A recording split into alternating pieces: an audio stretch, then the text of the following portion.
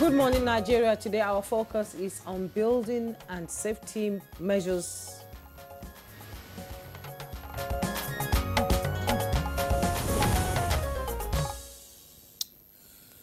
Business activities were Tuesday thrown into disarray on Broad Street, Lagos Island, after fire broke out at Afriland Towers, a 6-story commercial building, forcing workers, visitors and passersby to scamper for safety while others were trapped until firefighters arrived.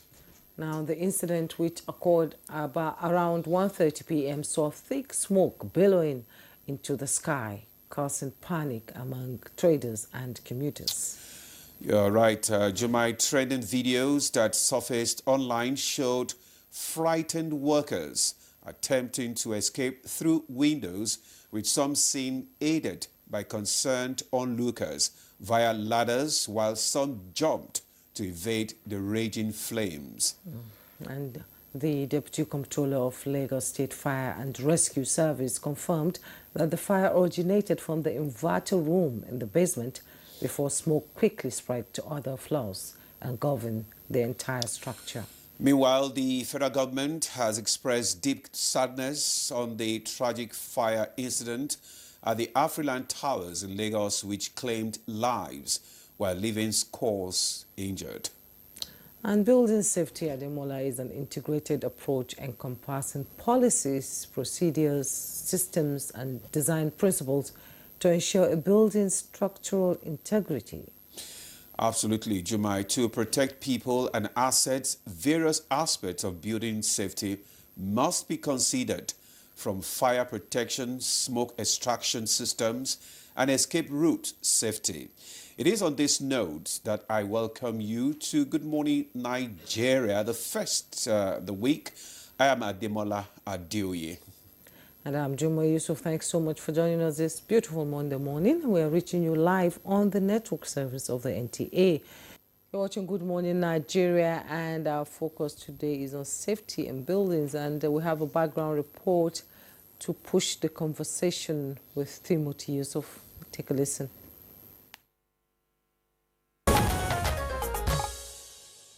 Building and safety measures in Nigeria have come under scrutiny following the recent fire incident at the Afriland Towers on Broad Street, Lagos. Analysts said that the incident has raised concerns about fire safety protocols in commercial buildings. Key issues raised by them are inadequate emergency exits, especially when the incident highlighted the importance of having functional emergency exits in buildings. Occupants faced challenges during evacuation, with some jumping from windows.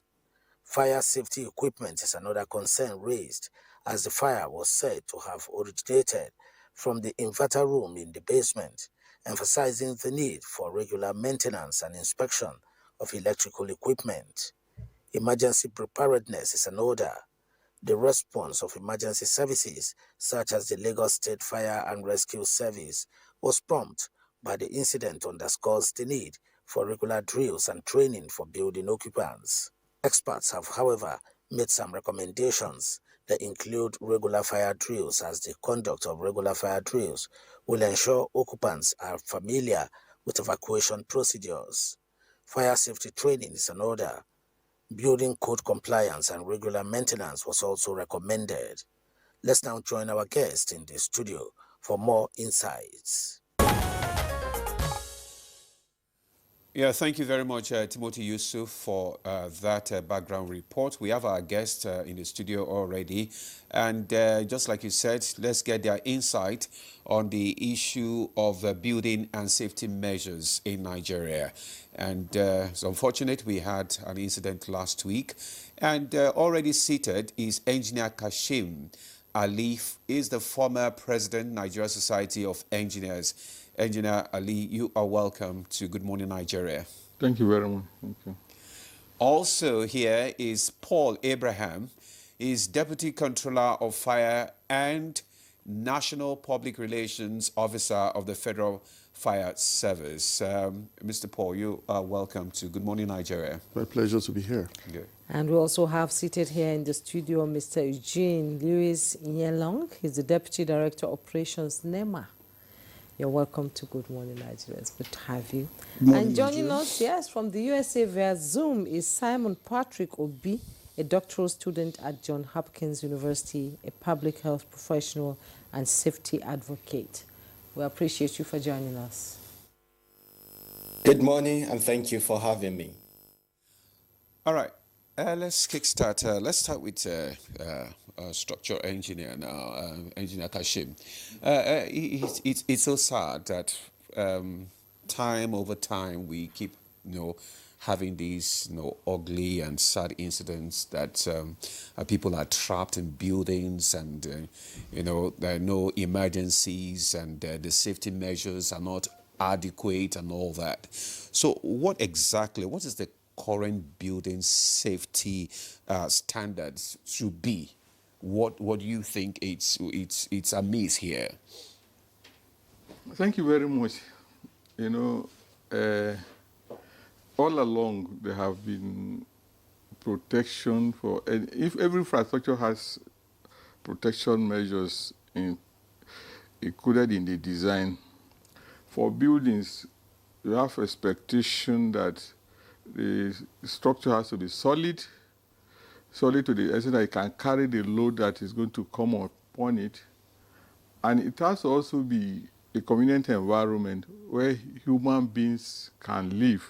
Or if it's not human beings that you want to put there, if it's maybe a warehouse, also that the materials are bringing in can be comfortably placed. So, a lot of things come into it. You look at the structure to avoid collapse or anything, and then be capable to hold. Then you look at electrical to provide power in a safe manner such that there's no blowout and there's no fire incident. Okay. You also, and then you have the mechanical. Mechanical is for the functioning of the building. That is people to be able to use the building, the toilets, facilities, the water supply, and then also it provides facilities for water that you will need in the event of an accident, an accident or fire. And that varies from building to building. For high-rise building like the type we're talking about, it should have fire hydrants around the neighborhood, and they should also have the hydrants within the building on all levels.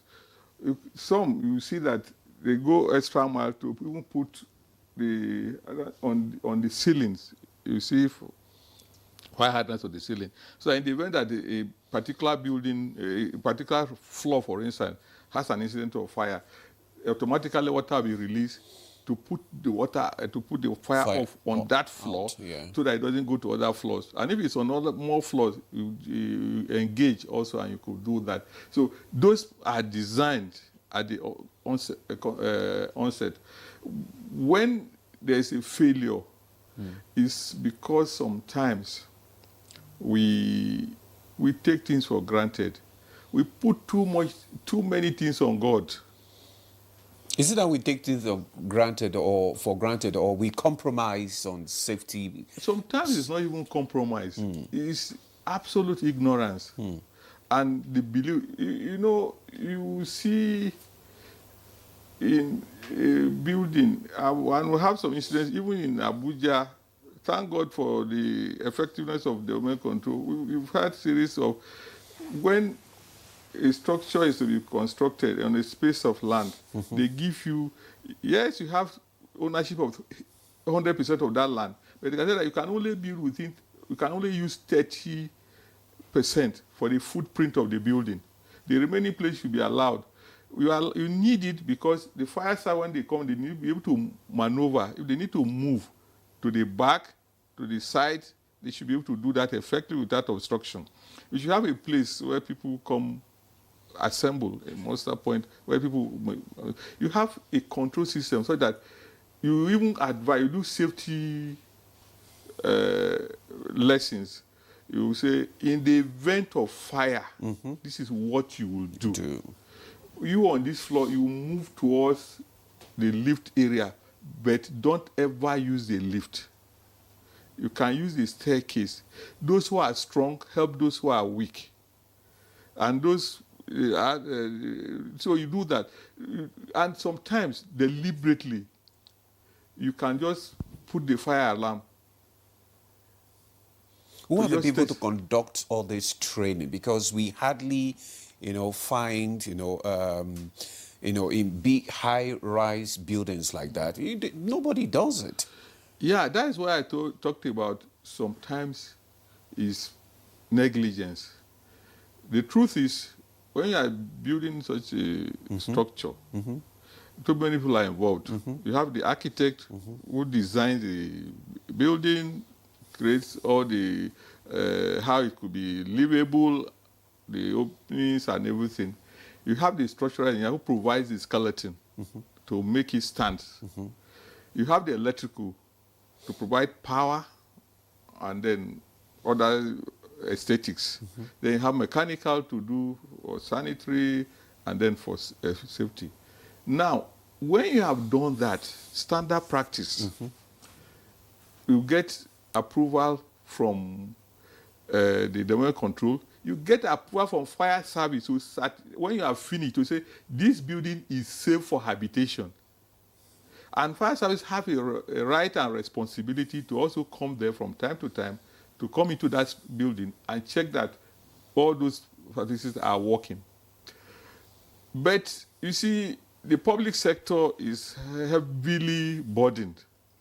And even people who should see this as help, see this as a disturbance. Like if a service officer comes now, he comes to his building, say they tell them we are here, want to do inspection. All they will do is how to dissuade him, the officer, from doing that inspection. Because they say, no, we are okay, we're in order. They will do everything to prevail on him not to do that inspection. Many people do that. So, and also, there are also officers who will go there also and not be interested. When you say it's okay, they'll go away and write a report of, or not even write a report anyway. And so those are the things. Our problem really is that the safety measures, because like I enumerated, everybody has a responsibility. Even like in Abuja, I had the environmental who could also come to your building. They can seal a building because your activities on the ground, like some people dump all manners of things, flammable things anyhow. Somebody will buy petrol in jerry cans and drop in the back of the building or part of the building. And you have some rooms that are completely sealed and you have a flammables. There is no aeration. So those are the things that really, it's not initial concept of buildings are always good when they are designed by qualified people, but operation is where people come, take over operation in a manner that makes it look like there was no even need to design in the first instance. Is it operation or supervision when the building is being constructed? Let's pause you here and bring in the other guests. All right. Let's Okay. pause you here and bring in the All other right. guests. Now, you talked about, fire safety, and that's your forte. So what does, the Afriland Towers fire reveal about, one, structural design, and two, fire preparedness in Nigeria's high-rise buildings? High-rise buildings are coming up all over the country now.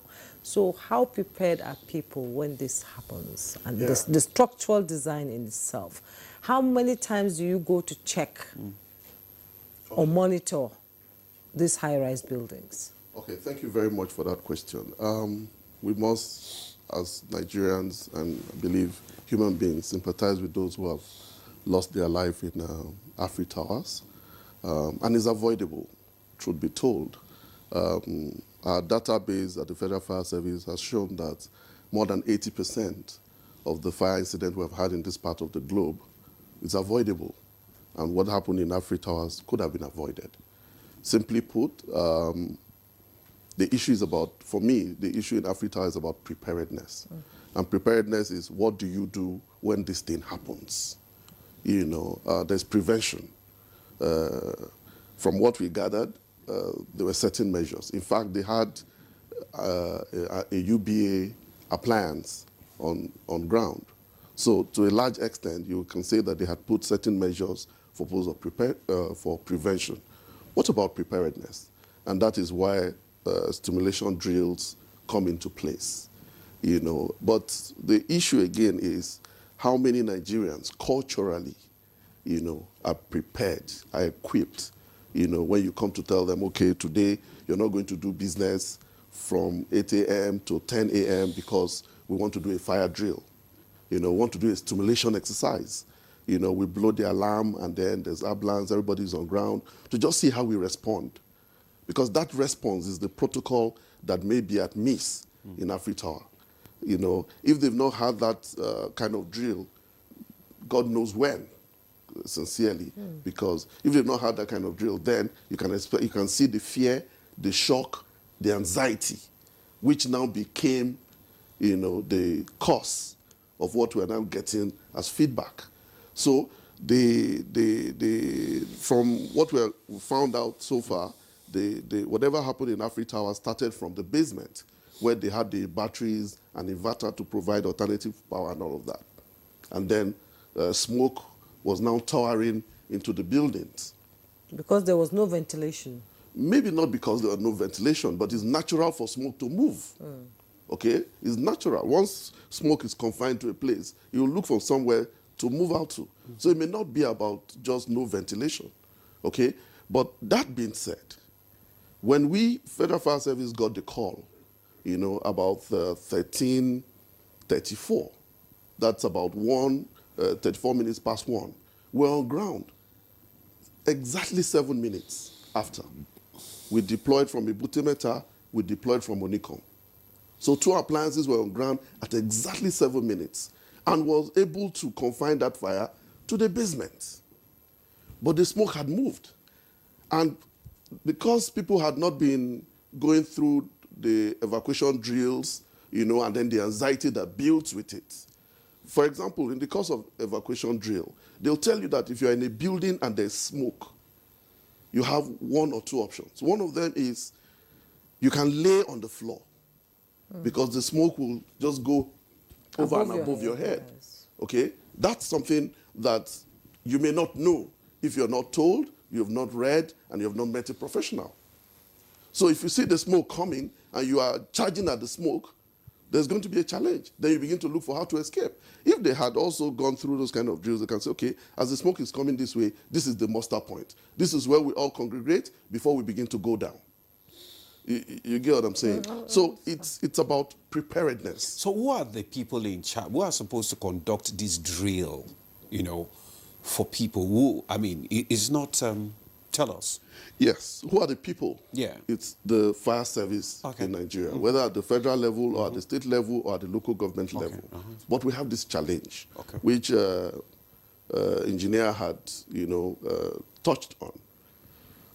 A lot of times, because we don't have the power to prosecute, we have an act that came into existence in 1963 that may not have put a lot of these modern and contemporary issues into consideration. Okay, that act is before there's a bill before the National Assembly, and the Controller General, the Minister, everybody is working assiduously to make sure that it becomes law. One thing that law is going to do for us when we have a modern Fire Service Act in Nigeria is that it will give us power to prosecute. Because you see, whatever we do now at the Federal Fire Service, a lot of them is persuasive. We come to speak to you on the importance of fire safety, because we seem not to be able to, with the act that we have, we seem not to have the power to prosecute people. So when we go to public buildings and speak to them, again, because of the culture of militarization, Nigeria has been under the military for so long. So the only uniformed person that is regarded is one that is carrying a gun. The fire service in Nigeria don't carry arms.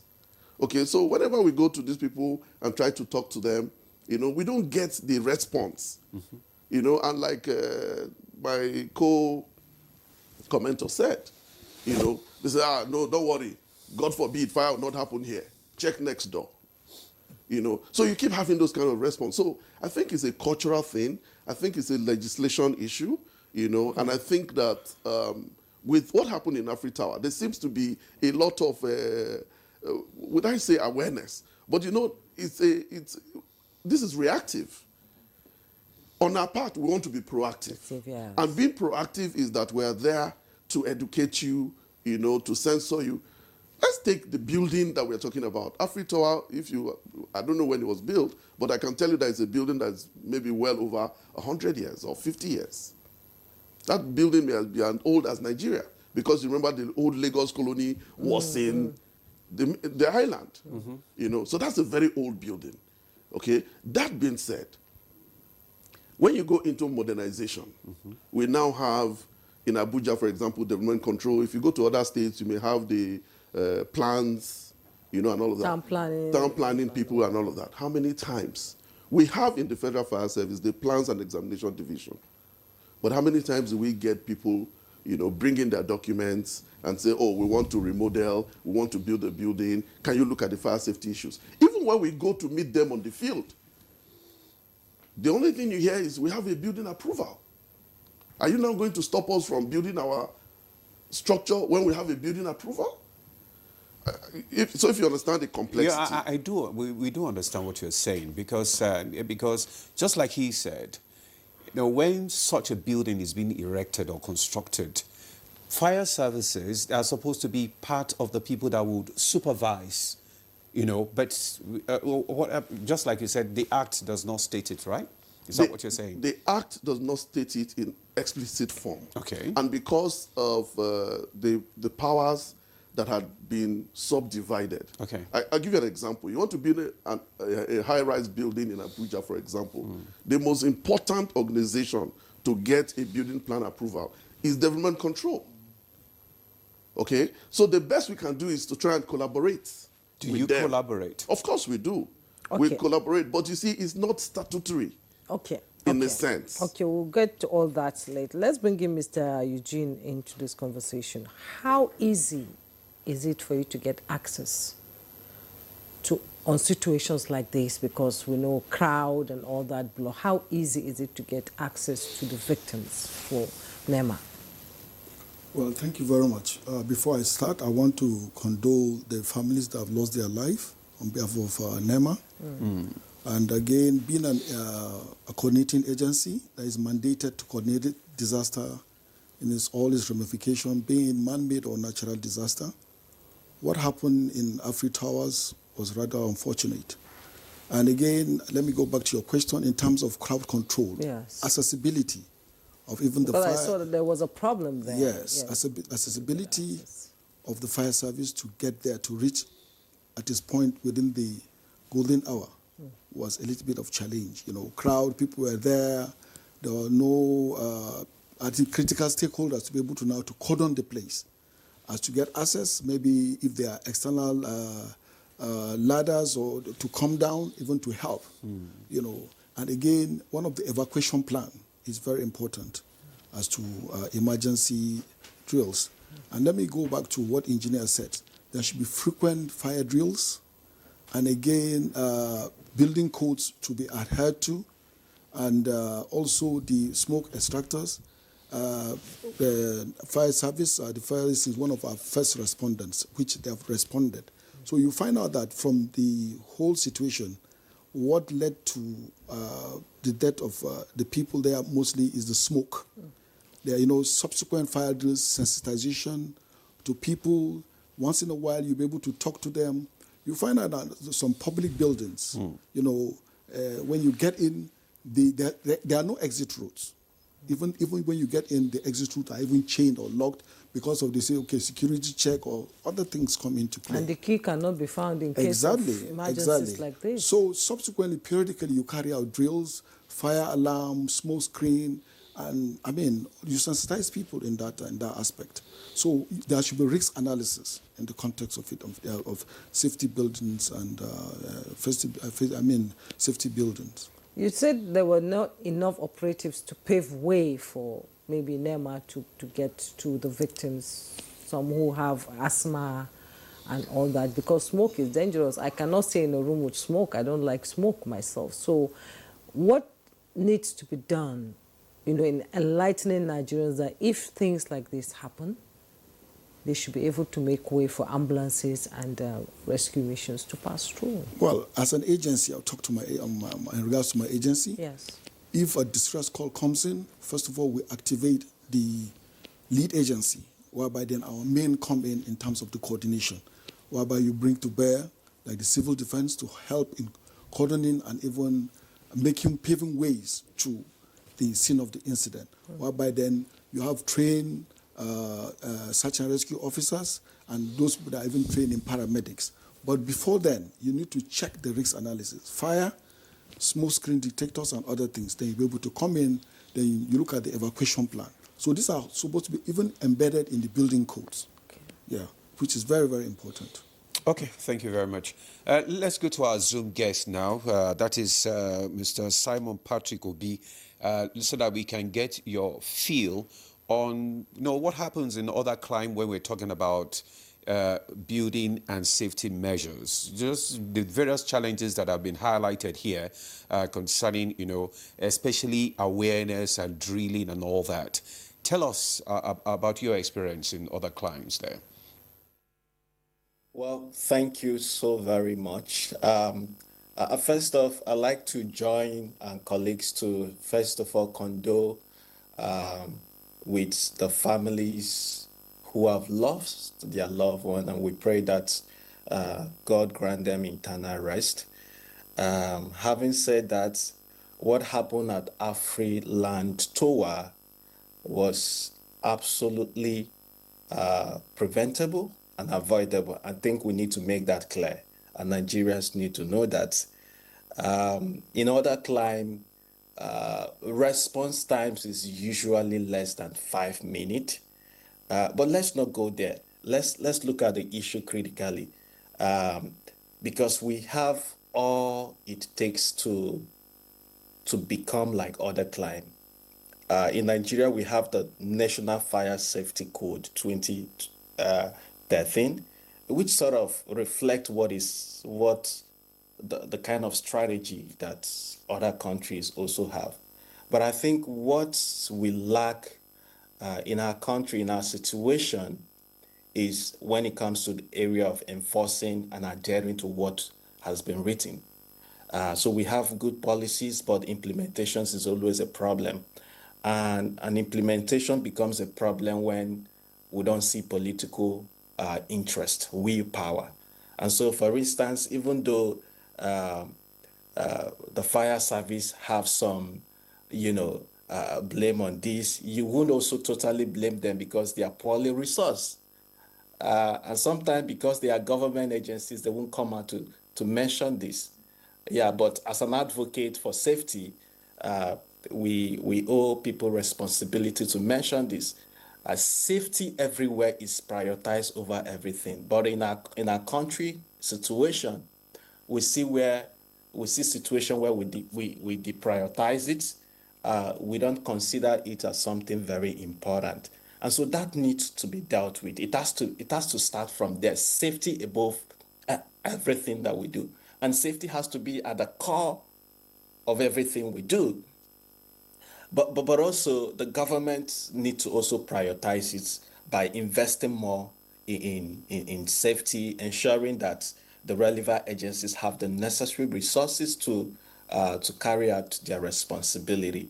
But I also want to also talk about the issue of landlord. Today in our country, we see that landlords are the most, in fact, they are one of the most powerful individuals. They wake up any day, increase the rent, without making sure that the building or the facility is safe enough for those who inhabit in it. If you read the account of what happened at Afriland Tower, the emergency exit was reported to have been blocked due to the renovation activity that is ongoing. I think that is one of the worst things that can happen. I don't know how to. I need to be mindful on the kind of words I use, but I think that should be investigated at a point where a building as tall as, 8-story building is being renovated, I think safety should be prioritized. And especially when, from the report we've received, that there's been issues of the inverter. The inverter had previous issues, and who knows? Nobody knows why it was not fixed. But the emergency exit was blocked, and I would say this is why the casualty people would have had access points to evacuate safely. Additionally, I would like to also say that the level of, I hope you can hear me, the level of education is poor. We don't see that much education around fire safety. And that's why the issues of fire drill is not new. It's not something that is new. Fire drill ideally should be done at least twice, especially in high risk building. And this can only be a push, or this can only be implemented or enforced, whatever you want to, however you want to put it, by the Federal Fire Service. And so Federal Fire Service has a lot of work to do in terms of public enlightenment on media. We don't see that enlightenment as robust as it should be. A lot of people on social media, even though you don't have the resources to do other form of enlightenment, but at least you can leverage social media, to raise awareness. So perhaps we want to see more of that. We need to reorient the people about fire. Fire is something that can happen. We're talking about what happened at Africa, but we also record several fire incidents in so many instances. We see cases in market areas, in homes, and sometimes we don't get to talk about them as much as we do. So that should be, prioritized. And in terms of response time, I paid rapt attention to Mr. Paul's intervention, and he mentioned that they were there by 7 minutes. We can do more by shortening, make sure we shorten the time. I mean, the evidence base is less than 5 minutes. But in some cases, of course, 7 minutes is okay. But even if they arrive, they are also, poorly resourced. I'm not sure that the Lagos State Fire Service has a fire brigade crane, for instance, that could be used in situation of high-rise building. Perhaps Mr. Paul can give us more clarification on that. But again, I think they are poorly resourced. The government needs to prioritize safety at all levels. They need to prioritize safety at all levels. We have the policy. We have on paper. We need to fund it. We need to invest more in fire safety, not just fire safety, but every other aspect of safety, because this drains our resources. If you kind of monetize what we have lost in terms of human capacity and other investment that has been lost, it's a lot of resources. And if you look at what we lose annually as a result of fire incidences, it's a whole lot of resources that can be pushed into development. And so there is need for government to pay, prioritize fire safety. There's need for government to invest in terms of training, public enlightenment, but also enforcement. If you put out a policy without an enforcement, you are entertaining people. So there is need for that enforcement. And I don't know what the Federal Fire Service, what their law said, but if they don't have that capacity to prosecute, they need to push for that. Because if we don't enforce these laws, it is the human nature. The human beings has the tendency to not to obey protocol. So there is need to enforce those protocols. There is need to educate people and make it part of our culture. And then I'll pause here, and I hope that other people can also make their submission. Thank you. Okay, Mr. Samuel, thank you so much for your contribution. Now, you've raised a lot of pertinent questions, and now I'll throw it to the studio. You'll be able to respond to him on the crane issue. But let me return to Engineer Ali. All of you have called for reforms. So what one change would make the biggest difference if implemented immediately? You see, we have so many things to deal with at the same time. But like he said, the fire service needs to be resourced. You see, it's not enough to get there. When you got there, what was your capacity to deal with the situation on ground? And over the years, people have lost interest in the public sector, not the fire service. If you take, even in all spheres, when you say it's public sector, people have no such confidence.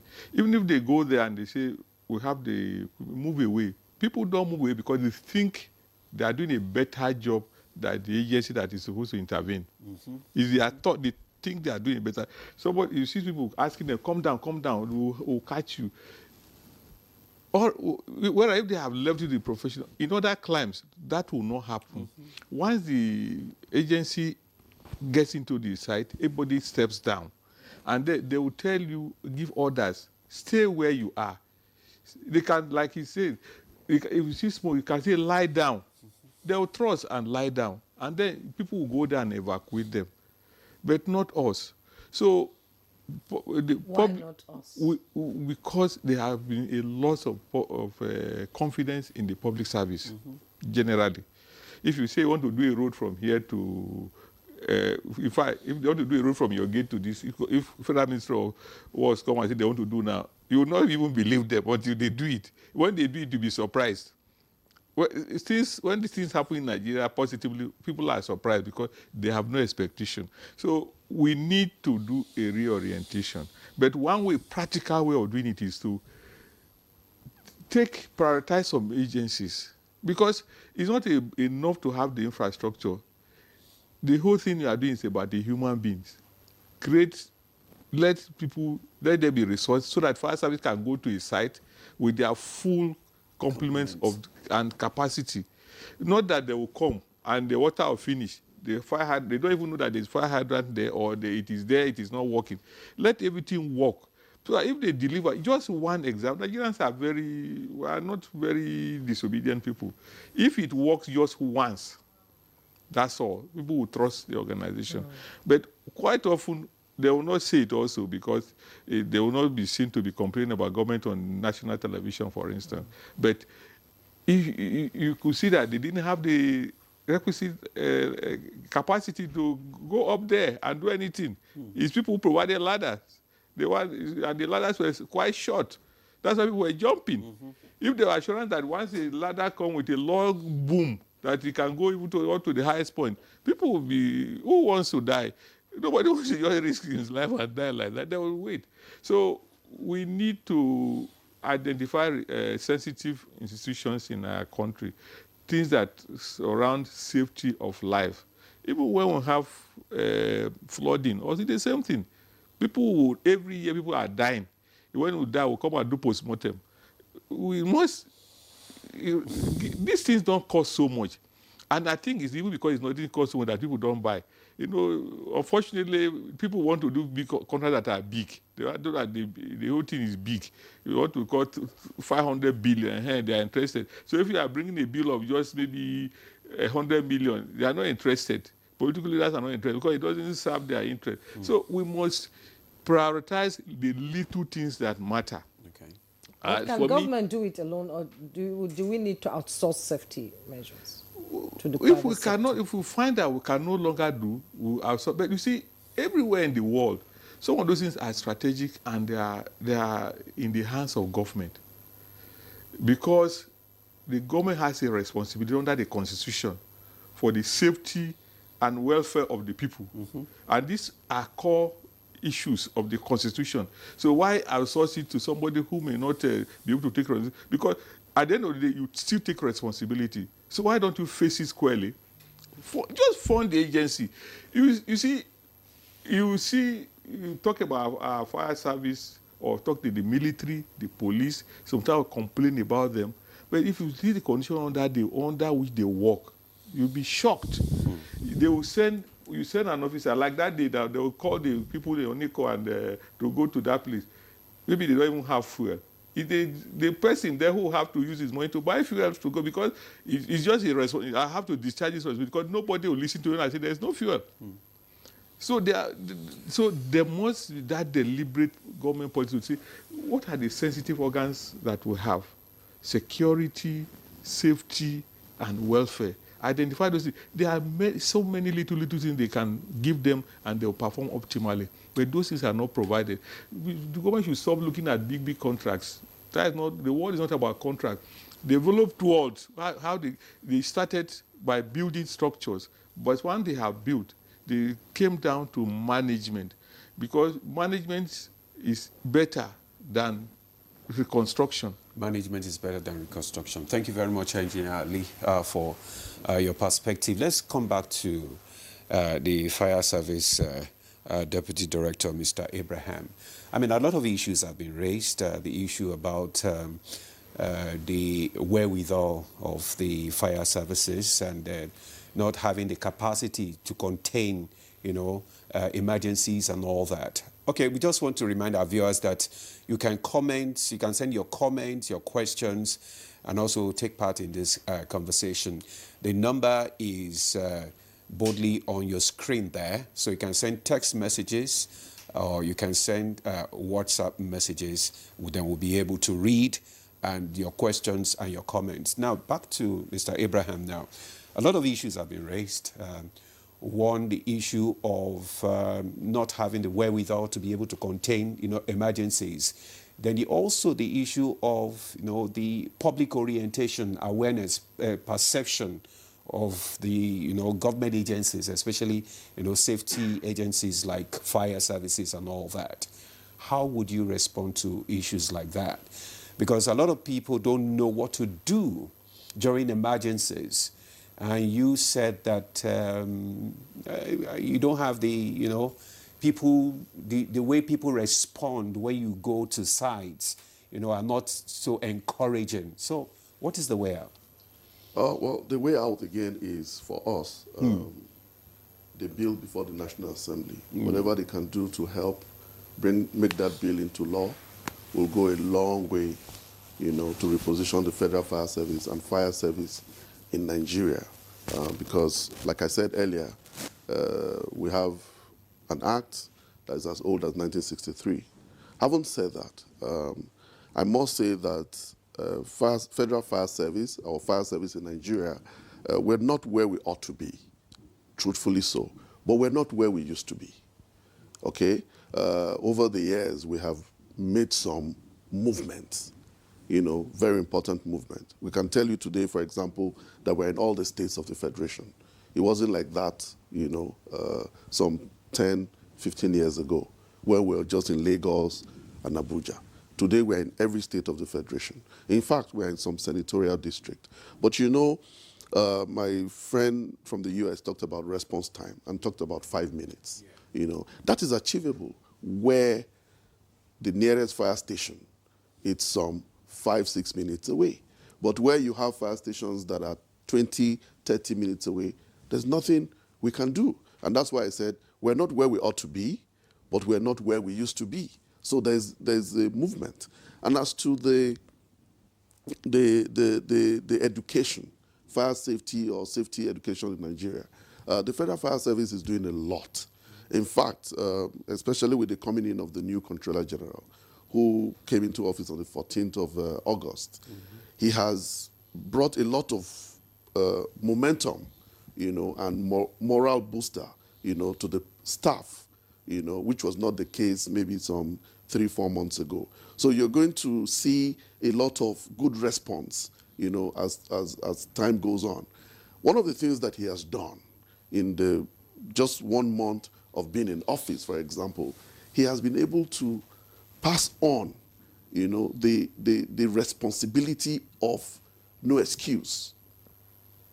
my colleague in the studio talked about maybe if we turned out from Ebute Metta or Onikon, for them to have gotten to that spot in 7 minutes was not the Federal Fire Service or the Fire Service in Nigeria that we had known. If you are listening to other interviews, you will see even when the Lagos State Fire Service arrived, they arrived 20 minutes after. We're already on ground. Do we have all the capabilities, resources, crane, and all of that? We have a hydraulic platform that can go up to 10, 12 floors there in Lagos because we have more high-rise buildings in Lagos. Today, we don't have any in Abuja, but work is ongoing to make sure that we do that. And you agree with me, Port Harcourt will be needing one, Kano will be needing one. So yes, the resources, we need a lot of resources. That is not in doubt. But I can assure the Nigerians that this fire service, let me not say the Federal Fire Service now, the fire service in Nigeria that they have known over the years is not going to be the same, as we go into the future.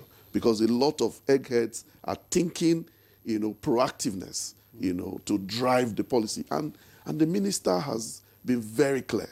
Dr. Olubumitunji Ojo is exceptional. The way he's working in immigration, he's working in correctional, he's doing the same in the service because he's asking questions. I can tell you that nobody slept the night that the Afri Towers building happened. Nobody. The Controller General was on his feet. Every management member in the service was on their feet. The minister was awake. He was asking questions. What happened? When did you arrive? In short, I think that we got a doused tension when Mr. President commended the response time of the Federal Fire Service. Mr. President himself. That means he must have gotten intelligence reports that were there on time. But truthfully, the logistics of moving the hydraulic platform from Sulere to the place, you will agree with me, will take, because of the traffic situation. Because of the traffic situation. And then we still do not have a priority lane. People do not still give us access, even when they hear the blaring of the sirens, and all of that, But it's work in progress. But the issue of, creating awareness, because that is very, very important. What should people do during emergencies like this? I know that it's a bit difficult reaching out, but a lot of people are creating content now. You can reach out to people while all these snippets, 2 minutes, 3 minutes on social media so that people can read and see and begin to change their mindset, how to respond to emergencies like that. You are the public relations, person, the fire service. What are you doing in that regard? Because there is need for you to think outside the box, in this situation now. Okay, so I can answer that very clearly. Okay. I came into office on the 18th of August as the National Public Relations Officer. If you track back our social media handle, Instagram, Facebook, and the rest of them, if you just track back to 14th of August till date, we have been trending. In fact, Arise TV, had to make comments on where we trend, with some of our contents. So all that is going on. I have a lineup of activity, radio stations, television stations that I'm going to go. But beyond that, we also have what we call the school outreach. We have what we call the IIE, that's Inspection, Investigation, and Enforcement Unit. Part of their responsibility, again, is campaign. And Controller General is clear.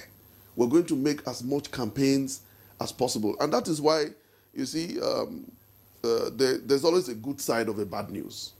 Afri Tower incident doesn't give us joy, but it's calling Nigerians to the table. And that's why we're having this conversation. So I can assure you now that being on NTA and on Good Morning Nigeria, a lot of Nigerians across the globe are listening to this program. Why are we having this conversation today? Afri Towers, So there's a good side to this bad news. And I want to believe that with the momentum, that is building up, especially under the new sheriff, I want to assure Nigerians, Then let me also say something. Because we're not looking at government doing it alone. So we're actually thinking outside the box. And in the last retreat we had under the Ministry of Interior in Zuma Resort, the minister was very clear. He said, we have a new Controller General in Federal Fire Service. go and come up with a template. We must bring the private sector into public safety in Nigeria. Government cannot do it alone. We can't buy all the appliances you need. So we need fire marshals, we need fire wardens, we need private fire stations, we need private fire companies, just like the civil defense where they have private guard companies. We need all of these to function. And I want to tell you that management is working assiduously to achieve that. If that is done, part of the plan is for every public building, for every public space, we're going to now have professional safety officers, residents, on duty. So conventionally, if you go to a public space, banks and all of that, you're going to see armed men. Nobody is asking where the safety officer is. But under this new regime, we're now going to have safety officers in public space. Because when this thing happens, and then it's about preparedness. So they can take measures to ensure it doesn't happen. But sometimes it will happen. And if it happens, because the safety officer has been on ground, he's been having chats, he's been having conversations, we want to believe that the response, at least anxiety, fear, and all of that will be toned down. Okay. And that will give us good response. Okay. Jumai. Okay, we have some questions that came in from our guests this morning, and let me begin with Obadiah Yohana. He's a surveyor, he said, in the making. He's writing from Bauchi. He said, my question is this: why are most of the construction firms using substandard materials, mostly rods, but when it comes to inspection aspect, government agencies don't caution them, and it causes harm in building and bridges in our country today? And Captain Wale M. Buhari says, good morning. Please let's find out if they have safety department that is supposed to take care of safety of lives and property in such big organizations. Primarily, this department takes care first before external support arrives. And Olufadipe from Abuja said, the media industry needs to rise and help in propagating reason for the urgent reenactment of the Fire and Rescue Act. The 1963 Act is obsolete. Please, kudos to NTA as you have started leading in this direction. Maybe, Mr. Eugene, we want to respond to some of those comments before I read out so that other people can respond. Well, thank you very much. As I said earlier on, in bringing up the building codes, they should be able to use high-resistant materials in regards to building. And again, the emergency exits should be well illuminated in terms of this, and then evacuation drills subsequently. Then the engineer talked about muster point. Then again, we also talked about the smoke extractor, which is very important. This is one of those things that even caused the suffocation or inhaling of those that lost their lives. Some could even eventually have, they could be asthmatic, So when all these measures are put into place, it will be able to mitigate the loss. And again, interagency collaboration, working closely with the fire service and even the other people around and government agencies, like the crane that we talked about. Now, in the deployment of there are high construction companies that are nearby. They'll be able to now meet them now in eventuality such thing occurs. They can be able to now bring them to the scene that will go up to that, to the floor, then in terms of rescue. So that will be able to help. You talked about interagency collaboration. How do you collaborate with agencies like fire services? Because you're also part of the emergency services as well. Well, very well. By now collaborating with them, you'll be able to have synergy and eventuality such thing occurs.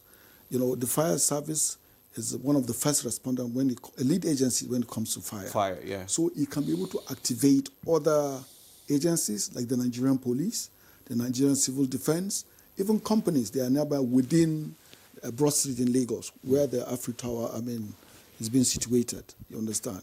So by so doing now, you'll be able to mitigate. And now sensitization is very important to the people and even the staff. The building houses a lot of offices, apart from the bank. We have the Federal Inland Revenue Service and other things. So Subsequently, you have an in-house training, you have an in-house drill that will be able to mitigate this great loss that Nigeria has suffered. Okay. All right. So I have some of the viewers' responses here. This one says, "Good morning. I am happy we have this discussion. Safety should not be about public buildings, but also private buildings as well. First, we blame the owners of these buildings. The real blame lies on the government agencies who are entrusted with safety in buildings. Second, our response to fire and safety is very slow due to poor coordination of errors. Third, we need respected environmental laws in construction. And lastly, fire or emergencies drills are not common sight in our facilities. This we ignore with impunity." This Arabi Kende Paul from Life Camp in Abuja. This one says, "Good morning. My name is Ibrahim Salisu, the Assistant Secretary of the Niger State Estate Agents Association. Nigerian government needs to be proactive in monitoring builders and set up a standard that nobody breaches, because people do things anyhow due to negligence, and prevention is better than cure." And lastly, this one before we go on our break, this one says, "Hello, Ademola and Jumai. We appreciate your work. We need to start teaching and training Nigerians about safety from nursery schools, and with time, safety against natural or man-made will be ingrained in their heads and minds. It will become a culture and tradition to know what to do when there are disasters.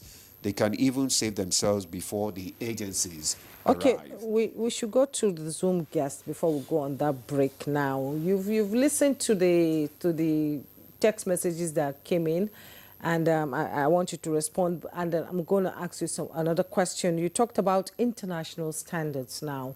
Can you name one specific standard Nigeria is missing that could in any way have prevented last week's fire incident? Thank you so much. I think one way that other people, especially where in the US where I am connecting from, is the fact that safety is a shared responsibility. So, for instance, we have firefighters, volunteers in community, and so what the fire service government agency does is to come to community and train volunteer firefighters. And these firefighters could be staff of whatever organizations.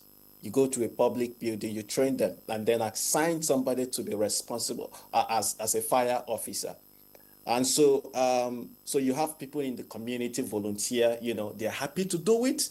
And what the government does is to provide the necessary resource material for fighting fire. And so it is this is one thing that can be replicated in our nation.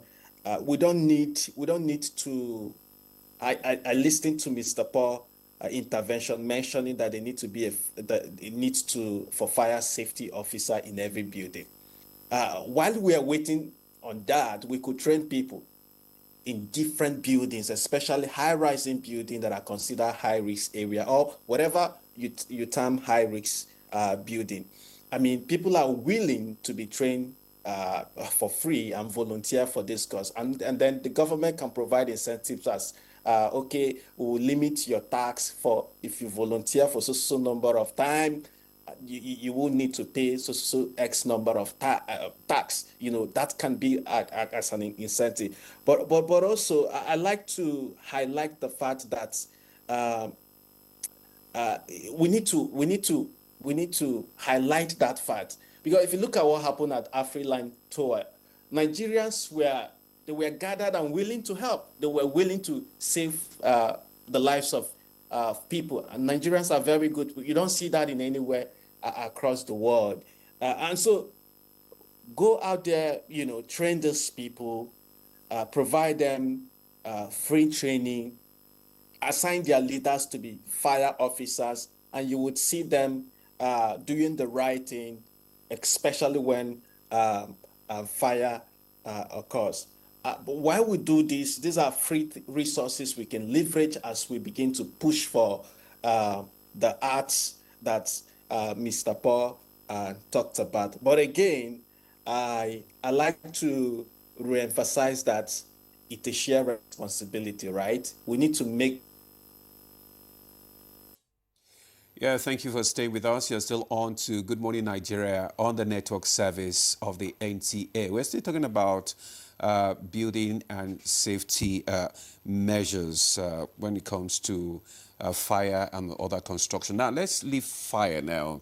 Even building, there have been cases of building collapse and other issues. It's part of safety. And then how do we begin to train construction workers on prioritizing safety? Because most times they don't even understand when they are on site how they should behave. And besides that, the issue of substandard materials being used in many of these buildings is also a cause for concern, and people have raised a lot of issue on that. So what measures can be taken to prevent accidents, injuries on construction sites? How do we prioritize safety, and how do we begin to train even construction workers on this? Engineer Ali. Thank you very much. Construction workers, most of them are trained enough to do the right thing. But most private developers come into the business with the sole intention of making money, just money and nothing else. And it derives from our attitude. The truth about, I don't know, it's not cultural, but some people do this. If they want to sell, if they have two things they want to sell, they'll sell the one that is not good. Even another woman who wants to sell chicken, you see, sell this sick one. Try to stop any of the. Try to say you want to buy a cow from these herdsmen. They will never sell to you those ones that are agile and healthy. So that is derives from that. So those who do public buildings that other people will use will be more concerned about their money. And so sometimes they go into sharp practices to get more money than they should get. It's greed. We have looked at the record of all collapses in Nigeria. We have the records. And all of them have been traced to application of poor materials and poor decisions. And which we generally categorize as quackery. Even the most disastrous one that happened in Lagos, you could say that the individual, because he was so powerful, he had police protection, he could harass anybody. Officials who came to the site were driven away by a law enforcement agency. And he did what he did, and the thing collapsed. Luckily enough, he was part of the victims. I'm not my sympathy for the family, but I have no sympathy for him because he was going to kill people after all. If they didn't collapse at that time, it would still have collapsed and killed more people. So this is really the problem. It's not that people don't know what to do, but they just deliberately do the wrong thing. So how can citizens hold developers and regulators accountable? So, what's the realistic, mechanism? Because we don't believe in insurance in Nigeria. Somebody will tell you, why should I insure myself? Do I know when I'm going to die? Why should I determine, But there need to be an awareness. Even the insurance, let me tell you what people do. People generate insurance papers in their houses and keep in the offices. They issue insurance papers that have no record anywhere except in their office. So that is not even the point is the regulators, like the Women Control, tampering authorities in all the states, have to be up their game. Because all these things we're talking about, if the due diligence had been done, we won't experience them. Of course, in all human activity, there could be accidents from time to time, but they'll be preventable or they'll be easily contained. Like we're talking about this building now. You went and put that fire in the basement. It could have been another thing because there are batteries. What you use for inverter are batteries. If depending on the number and the capacity, if there was an explosion, it could weaken, it could destroy the foundation of the building, and the whole building will come down. So that was a possibility, even though it didn't happen that way. So in all the cases, so people, when we do these things, regulator must be diligent. You see, there's no point of saying overlooking things. Don't overlook. The other little thing you're overlooking could be the cause of a major disaster. But you see, this tendency to say to people to try to influence public officials, dissuade them from doing their work is a thing that we need to change. And it's not big people, it's small people that do it. The people who do it know what they are doing.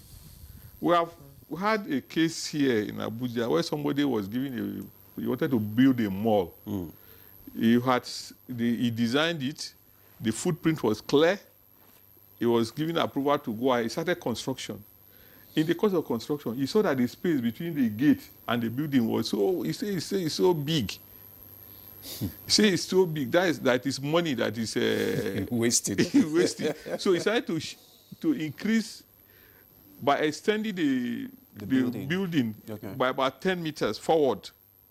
But this time, he thought he was clever. He didn't even consult the engineer that designed it. He did it himself. And that is what led to the collapse of the entire building. And what happened when this collapse happened? The guy said he was not the owner of the building. How he managed to go to CAC and remove all his documents. In the CAC, there was no record of that company again. The company's name was there, but the director, no activities, nothing. The name that was there, they said the person had died in the accident.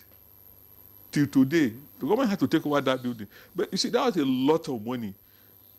Only somebody who had gathered so much money would be able to lose that just to save his name. Because if he's someone who has really worked hard, he will come crying that, no, this is what happened. It can only happen in Nigeria. In other climes, I believe, no, you cannot delete anything. You cannot. You'll be found out. You cannot. You heard now, even recently, they are saying that there's one disputed land. They said documents are missing in CAC. So that's why, even though you are doing education, you do education in the schools and everything, until there's some sanity at the top.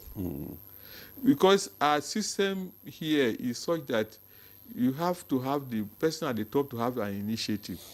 This Minister of Internal Affairs, of course, he's the star of this administration in terms of intellectual application of knowledge to doing his work. So that's why we're seeing the level of, commendation is getting from the PRO. But there are many other people who are not so interested in such. They don't even want you to come and make presentation on that burden on intellectualism. They want to just come with the pedestrian things that needs the approval, and the money is big, and that's all. But if the money is not big again, they will keep the file away. You know, there's a case of, you say something is going to happen. We need just 20 million. If not, this will happen. And the person, what is saying, you just throw it away without even reading to look at the content of that. And something will happen because you didn't give the 20 million, you will lose 500 billion. Yeah. So this is what we are saying. There should be a step taken in most public buildings. I have gone to an office one time in Lagos, the same Lagos. When I came in, I was a bit too early, and they said they were praying. They should convert that prayer time. They could pray, but split the prayer time into two. You use one for prayer, use one for safety brief. In the NSC system, we don't have any meeting without safety brief. We can't have safety engineers who will come. There must be a brief. Even if you are coming to this facility, they will brief. This is the toilet. This is the exit in case of emergency. This is what you do. We'll do it in our auditorium before we do any meeting in NSC. Okay. Because safety engineer you must do it. So we should take that as a policy. Maybe that's tradition. Policy, every yes. Public institution, every private organization, every building where many people, maybe more than maybe 20 people are going to gather, do a safety brief. Okay. Show them the risk. Okay, Engineer Ali, this question or comment actually is for you. It's talking about building and safety measures. Safety measures relating to buildings should start from the foundation laying and the quality and suitability of the materials used. It is marvelous to see 3 mm rods being used to erect a 2 to 3 story building, and the person that calls oneself engineer appears comfortable with it. And what is worse is a situation where some engineers from the relevant government departments visit the site only to make money. In this regard, I suggest that government should strive to bring down the prices of building materials so as to enable most people to buy quality and suitable building. Is it about the cost of building materials, or because people are not just, just don't want to do the right thing? You see, there's what we call trade secret. Like if you go to, which is what people are familiar with, you go to the hospital, you say you have cough or something. Your friend who went with you say he has cough. They may not give you, the doctor could examine you and interview you, and what you give will be different from what you give to his, because what works for you. Look, God in his infinite mercy created the world in a very, very complex manner. The soil in this place will be different from the soil in this place within the same premises. So an engineer who wants to do his foundation will first of all take out some of the materials up to a level, examine them, and on the basis of that, design the foundation. So a foundation that you think, so what you design here will be different from what you design there, because the characteristics are different. Okay, Engineer Ali. So he takes responsibility. Yeah, he takes responsibility. We are running out of time now. We're beginning to round up, and I have some questions that came in. And he said, good morning, I'm Isa Ojunuba Suleiman from Jabi, Abuja. My comment is on the fire service personnel. You don't need to be armed to get a job done. You don't even need talking to the tenants. All you do is talk to either the landlord or the estate management. Let them convey the message to their occupants. And if developers are only interested in FCDA and town planners, get your personnel to FCDA's office. They have a branch there. I've seen VIO and road safety doing it, and it's working perfectly. Another one from Lagos, Ben, said, good morning, Nigeria. The PR has a lot of good initiatives, but I pray this is not mere academic expression. Fire service hasn't been doing well in Nigeria. And Brass from Bayelsa State said, what do we do when there is a fire outbreak around the environment and you don't have fire extinguisher or the fire service commission in your community? It's all about political will. And in Nigeria, most of the time, implementation usually dilly-dallies, but implementation is key in this aspect. So what lessons are we taking from what happened in Lagos? Mr. Abraham, before you answer that, let me just read this because it's to you. It said, I think the fire service should link up with NGOs and other government bodies to create a form of outreach, not just for training only, but also giving a freebies like fire extinguishers, etc., to LCDA and other local communities, which are big parts of local government council. This include traditional rural community ESCOs, engaging the communities about fire and how to tackle emergencies on meeting days. Go ahead. Okay, thank you. In 2 minutes, actually. Yes. Are we doing all of this? Go ahead. The answer is yes. We're doing all of this. And so in the days ahead, more of it is going to be seen. As to the man from Bayelsa, or Brass, who is saying, what do we do when we don't have extinguishers? I mean, the responsibility to get a simple extinguisher. Or the fire, you said, or the fire service in your community. Yes, you don't have like I said earlier, we're not everywhere. We're not in 774 local governments. But we hope that with the new autonomy that's been granted local government, this is an area they should look at. Okay, fire service in Nigeria is both at the federal, at the state, and at the local government level. In fact, it's at the private sector level. Okay, so private individuals with estates or group of estates can come together, approach the fire service, and they can establish a fire post. That is available for them for the takes. Federal Fire Service can deploy her personnel to such fire posts. Okay, so we can do that in one breath. At the other breath, on the issues of extinguisher, every Nigerian, if you have a car, you have a shop, you have a house, at least you should have an extinguisher. And not just have an extinguisher, you should know how to use an extinguisher. Okay, you gave a number. Yes. Can you call the number out so that it can be displayed on the screen? Okay, that's the control room number of the Federal Fire Service. The number is 080-3200-1111. 3557. Okay. Again, 080-3200-3557. With that number, you can actually call from any part of Nigeria, and we'll deploy the nearest fire station to you in case of fire or any other emergency. Okay, Mr. You also gave a number. Okay, Mr. Engineer. I also gave a number. That is our NEMA contact center. You can call at any point in time. We run shift. We run 24-hour shift. They can pick up your calls and direct your emergency to any zone or any state. But again, there are wolf cries. Wolf cries in the sense that there are some calls that you find out are not real, are not for real.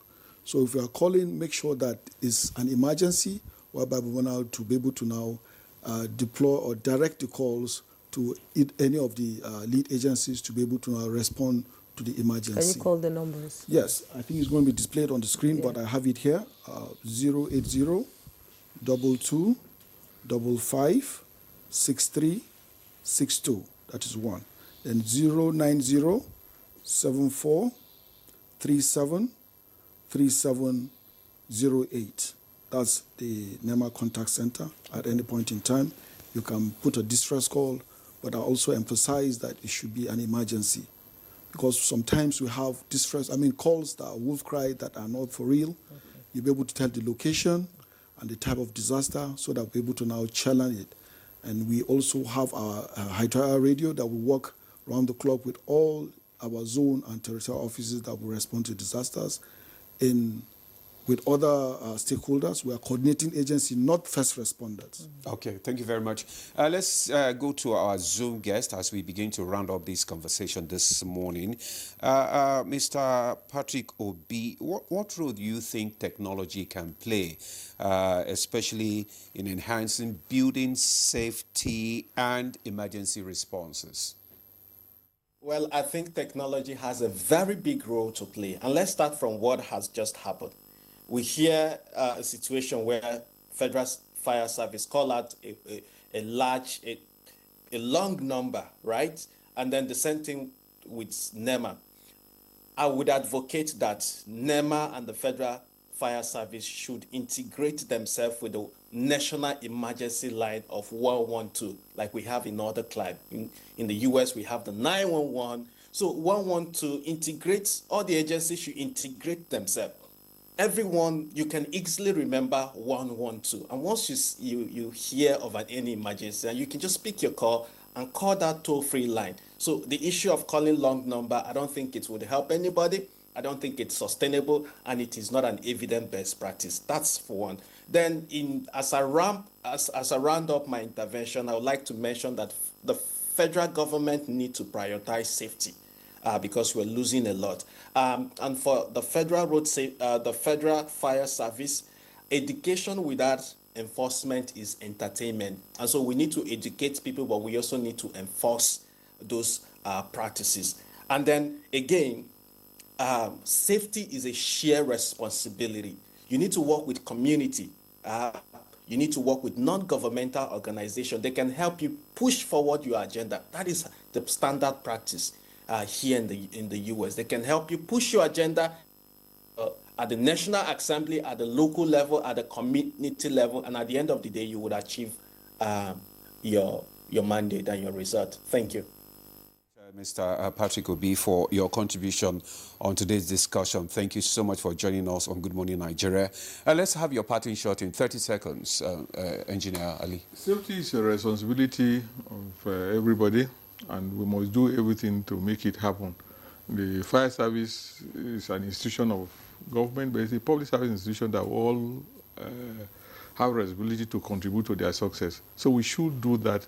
But so even government is not doing its best, we as citizens have responsibilities, because we have shown that we can do things on our own in this country. The individuals do a lot more than government does for them. Okay, Mr. Paul, what message do you have for Nigerians, your final words? Yeah, my final words for Nigerians is that they should have confidence in the Federal Fire Service.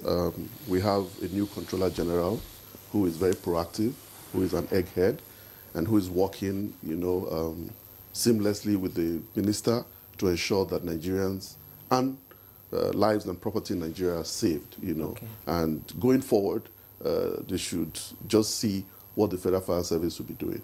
Okay. Mr. Paul Abraham, Deputy Controller of Fire and National Public Relations Officer of the Federal Fire Service. Thank you so much for coming. And also Mr. Eugene Lewis Inyalong, Deputy Director Operations NEMA. Thank you so much for joining us. Thank you very much. And joining us from the U.S. is Simon Patrick Obi, a doctoral student at Johns Hopkins University, a public health professional and safety advocate. Thank you so much for your time. And Engineer Kashim Ali, former President, Nigeria Society of Engineers, as always. It's a pleasure having you. A pleasure. Thank you. Thank you. And that's Good Morning Nigeria for today. Thank you so much for watching.